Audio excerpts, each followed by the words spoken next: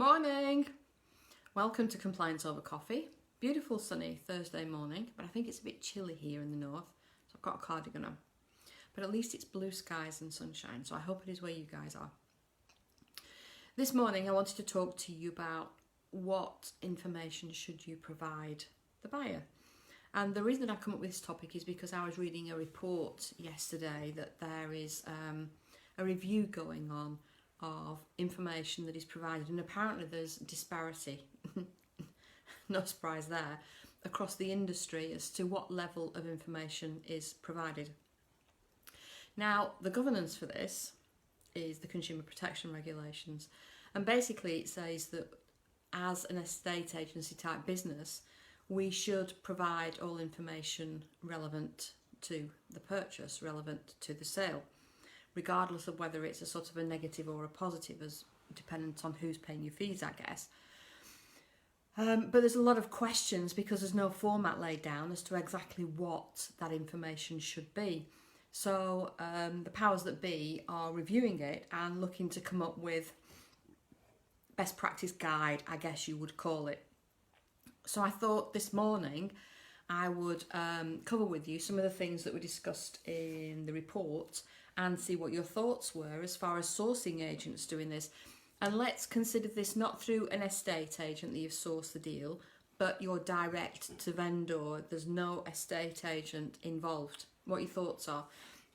Because some of the stuff that they mentioned made me think, and I researched it because I didn't know what the numbers stood for. And it's actually documentation that a seller fills in with an estate agent before the property is sold, and it goes on to the solicitor and provides the basis for the sales pack.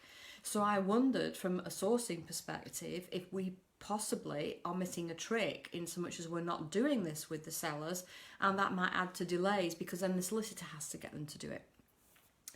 So such things were covered as title deed and title plan, which Tony and I provide anyway.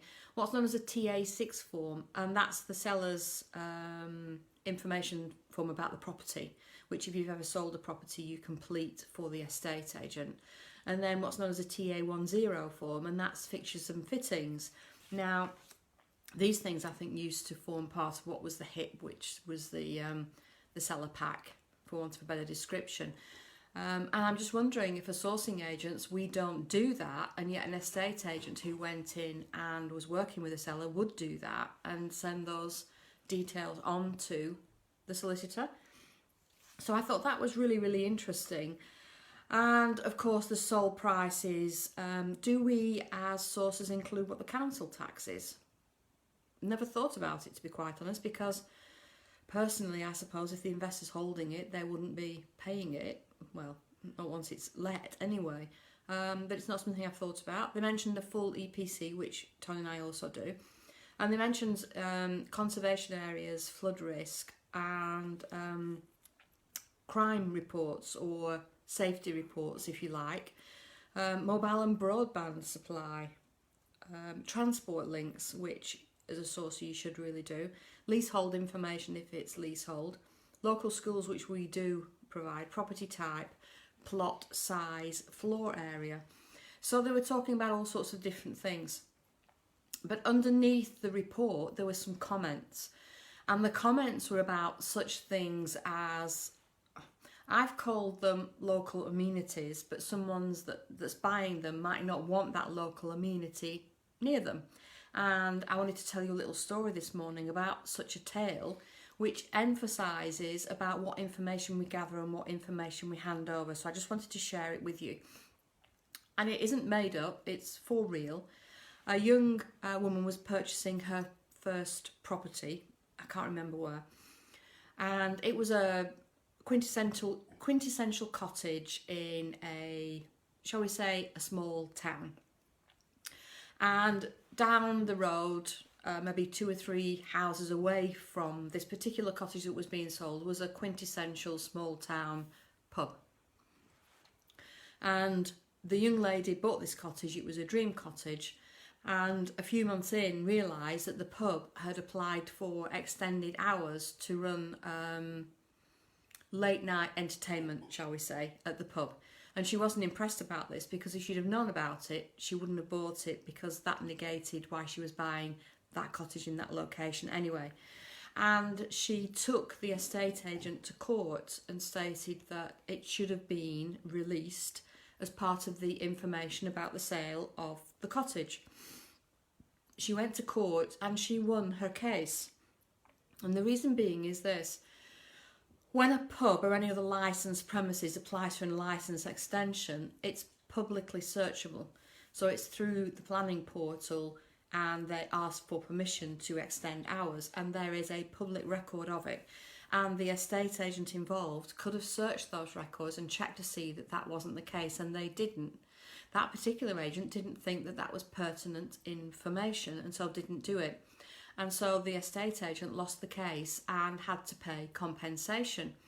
So think about it this way: if the information is gettable and you believe that the buyer might be interested in that information, don't just turn around and think the solicitor will sort that out, because you're responsible for the marketing of the property and releasing the information that's pertinent for the sale.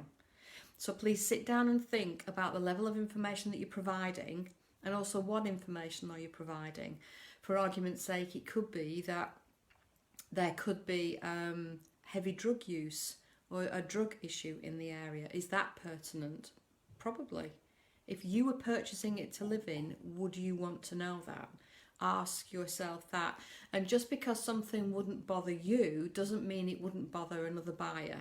So sit down and have a think and list the things that you feel you should be searching for, and declaring if you are not even if you're not direct to the seller, but if your contracted client is the buyer, even if the estate agent hasn't stated it, maybe you should. So it was just a little bit of something for you to think about this morning, about the sort of information that you are sharing with the investor, but not around the calculations of an ROA or a yield or anything else. Remember, we're acting as an estate agency business. The details about the property are equally as important. That's it from me today. I will be back as normal next week for more Compliance Over Coffee. Thursday, isn't it? This afternoon at 2 o'clock, Trish McGee and I are on Clubhouse doing a live Clubhouse if you want to join us there. And this evening I am live at Devon Pin presenting. If you wanted to join Devon Pin and listen to presentation, please feel free to do so. I am live on Devon Pin this evening. On Saturday, it is my current 12 Steps Sourcing Compliance Live workshop. We have a couple of places left. If anyone's interested, please bob a message in the thread underneath. It is £127 per person and talks you through everything about sourcing compliance. And we do talk about information being given to the buyer when you're direct to the seller and when you're not. That's it for this morning. Have a fantastic weekend. I hope the sun shines where you are. Stay safe, and I will see you all again next week. Bye for now.